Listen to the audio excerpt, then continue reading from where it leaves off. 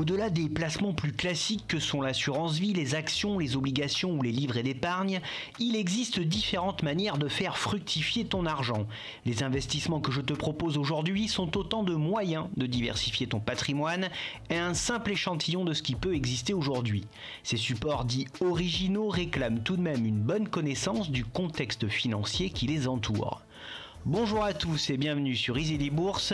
Je te propose donc aujourd'hui de te parler d'investissements atypiques qui te permettront d'avoir une idée sur la façon de diversifier davantage et d'optimiser ton patrimoine en fonction de tes moyens, car dans ce type de placement, il y en a pour toutes les bourses. Juste avant de commencer, si jamais tu n'es pas encore abonné et que tu apprécies mon travail et mes vidéos, alors n'hésite pas à actionner la cloche, le petit pouce et le gros bouton abonné. C'est gratuit et c'est le meilleur soutien que tu peux m'apporter pour développer cette chaîne. Pour ces placements dits atypiques, nous allons donc parler de placements plaisir. Aujourd'hui, les épargnants français privilégient les investissements dans des biens réels, mais certains d'entre vous ne savent pas qu'il est possible de marier une bonne gestion de patrimoine avec la notion d'investissement plaisir. Il faut sortir des sentiers battus de l'univers financier afin d'aller vers des biens tangibles qui vous apporteront une dose de bonheur supplémentaire. L'horlogerie, l'art et les voitures de collection connaissent une forte demande et les prix ont tendance à augmenter. Il existe également d'autres placements plaisir comme les chevaux de course, la joaillerie ou bien encore le vin qui vous permettront de faire fructifier votre investissement. J'en ai choisi 4 et je vous les présente immédiatement. En première position, j'ai choisi les voitures de collection. Les voitures de collection représentent à coup sûr le summum du placement plaisir, en particulier chez les hommes, et le marché de l'automobile se porte très bien depuis plusieurs années. Pour investir sans trop de risques dans les voitures de collection, il faut se tourner vers des modèles anciens, en particulier des marques anglaises et américaines, de petites séries dans un état exemplaire et si possible avec un faible kilométrage. Et si elles ont besoin d'une rénovation, il ne faut pas hésiter à l'entreprendre.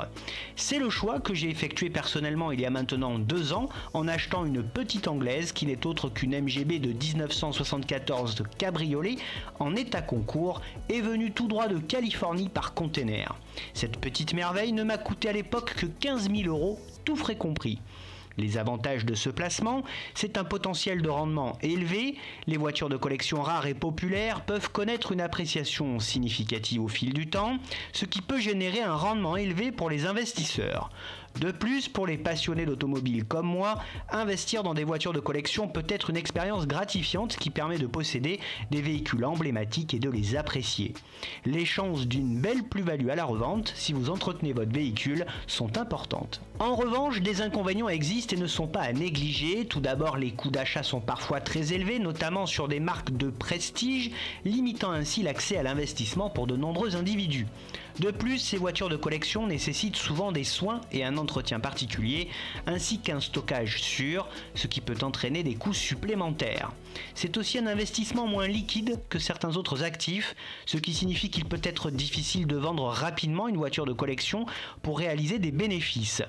La valeur des voitures de collection peut être sujette à des fluctuations importantes en fonction des tendances de marché et de la demande, ce qui peut entraîner des gains ou des pertes importants. Et parfois, le marché des voitures de collection peut être sujet à des bulles spéculatives où les prix augmentent artificiellement et peuvent éventuellement s'effondrer. C'est le cas actuellement sur certains modèles de Porsche.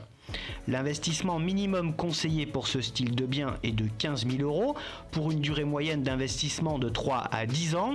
Pas besoin d'acheter une Ferrari ou une Porsche pour se lancer, une MGB, une Triumph ou une Lotus peut être l'idéal pour commencer. En deuxième position, il y a les montres de collection. Depuis quelques années, les garde-temps ont vu apparaître une clientèle nombreuse et variée. Pour faire un bon placement, il faut d'abord s'informer sur les marques de prestige. Les montres doivent être dans un état d'origine bien conservé et les parties visibles doivent être irréprochables. Une simple rayure peut faire subir une décote de 5 à 20% par rapport au prix d'un modèle identique et neuf. Les marques stars sont Rolex, Patek Philippe, Tag Heuer ou Audemars Piguet, avec des références cotées telles que la Submariner, la Nautilus, la Monaco ou encore la Royal Oak. Investir dans des montres de collection peut également être une opportunité intéressante pour certains investisseurs passionnés d'horlogerie. Cependant, tout comme pour les voitures de collection, il y a des avantages et des inconvénients à prendre en considération. Pour les avantages, certaines montres de collection rares et recherchées peuvent augmenter considérablement en valeur au fil du temps, ce qui peut générer un rendement lucratif pour les investisseurs.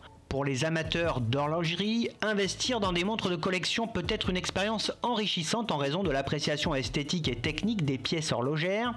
Plus une pièce est rare, plus elle se valorisera. Toutefois, les montres de collection de qualité peuvent être très coûteuses à l'achat, en particulier pour les modèles rares et recherchés, ce qui peut limiter l'accès à l'investissement pour de nombreux investisseurs. Les montres de collection nécessitent également un entretien régulier et un stockage approprié pour maintenir leur valeur, ce qui peut entraîner des coûts importants. Le marché des montres de collection peut être moins liquide que d'autres actifs, ce qui signifie qu'il est parfois difficile de revendre sa montre de collection pour réaliser une belle plus-value. La valeur des montres de collection peut elle aussi fluctuer en fonction de la demande du marché, des tendances et des préférences des collectionneurs, ce qui peut entraîner des variations importantes de la valeur de l'investissement. Le marché des montres de collection est parfois confronté à des contrefaçons. Il est donc important de s'assurer de l'authenticité des pièces avant d'investir. C'est un marché assez complexe avec aucune cotation officielle. L'investissement minimum conseillé est de 2 000 € pour une durée d'investissement de 10 ans. À titre d'exemple, la Daytona et la Submariner de Rolex ainsi que la Nautilus de Patek restent des valeurs sûres pour les collectionneurs. Au risque de paraître ridicule, personnellement je possède une modeste et petite collection de montres Swatch à série limitée et à la valeur toute relative. En troisième position, il y a le vin. Investir dans de prestigieuses bouteilles peut s'avérer lucratif sur le plan financier à condition qu'il s'inscrive dans la durée et la prudence. Cela reste un bon moyen de réaliser de belles plus-values car les différents indices ont montré que par le passé, l'appréciation moyenne des prix des vins avait été de 4 à 8% par an. Le marché du vin reste cependant un marché cyclique qui obéit à la loi de l'offre et de la demande. Les avantages d'investir dans ce secteur sont nombreux. La valeur des grands crus est en constante progression.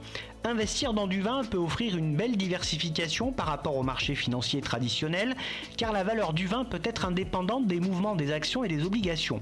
Pour les passionnés de vin, investir dans du vin peut être une expérience enrichissante en raison de la possibilité de déguster et d'apprécier les bouteilles acquises.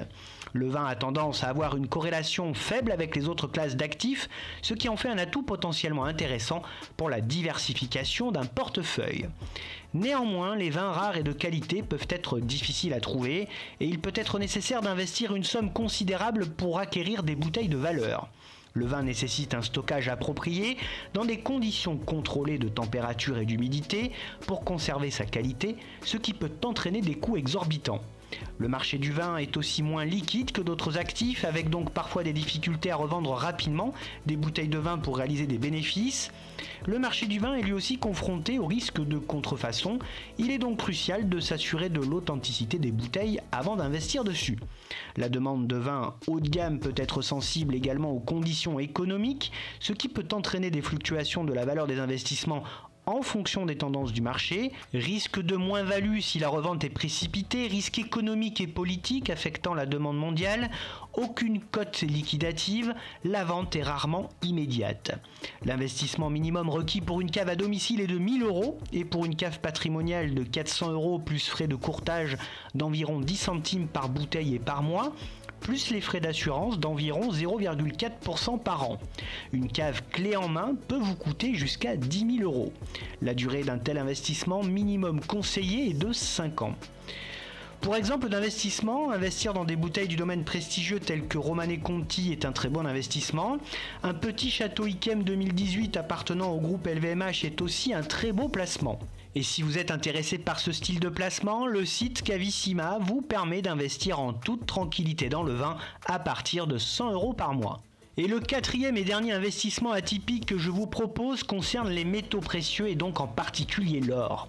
Le monde des métaux précieux est vaste, on y trouve des produits variés qui répondent à tous les besoins des investisseurs et qui sont adaptés à tous les budgets. Contrairement aux placements financiers traditionnels, la valeur des métaux précieux ne peut jamais descendre à zéro, ils gardent toujours une valeur intrinsèque forte, quelles que soient les conditions économiques. L'or en particulier est un symbole de richesse mondialement reconnu.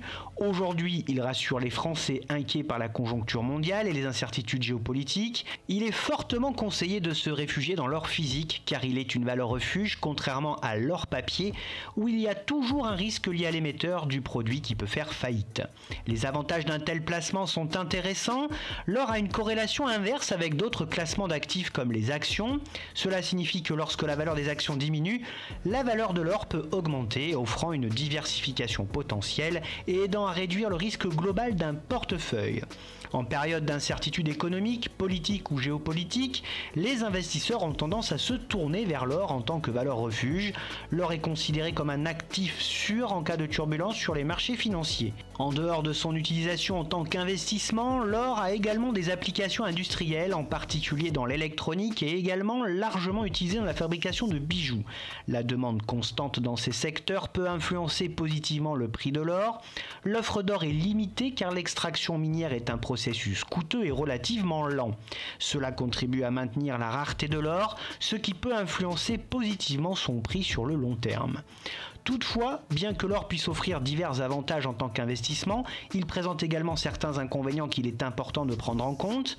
En effet, le prix de l'or peut être assez volatile, les fluctuations peuvent être influencées par divers facteurs, y compris les conditions économiques mondiales, les taux d'intérêt, les mouvements des devises et la demande des consommateurs. Cette volatilité peut rendre l'investissement dans l'or relativement risqué. Conserver de l'or physique peut entraîner également des coûts supplémentaires, tels que les frais de stockage et d'assurance. Ces coûts peuvent réduire le rendement global de votre investissement.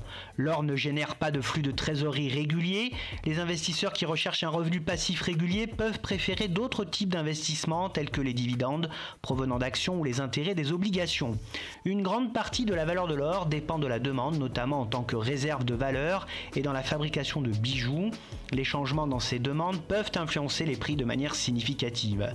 Comme tout actif, l'or peut être sujet à des bulles spéculatives où son prix augmente de manière irrationnelle avant de chuter brusquement.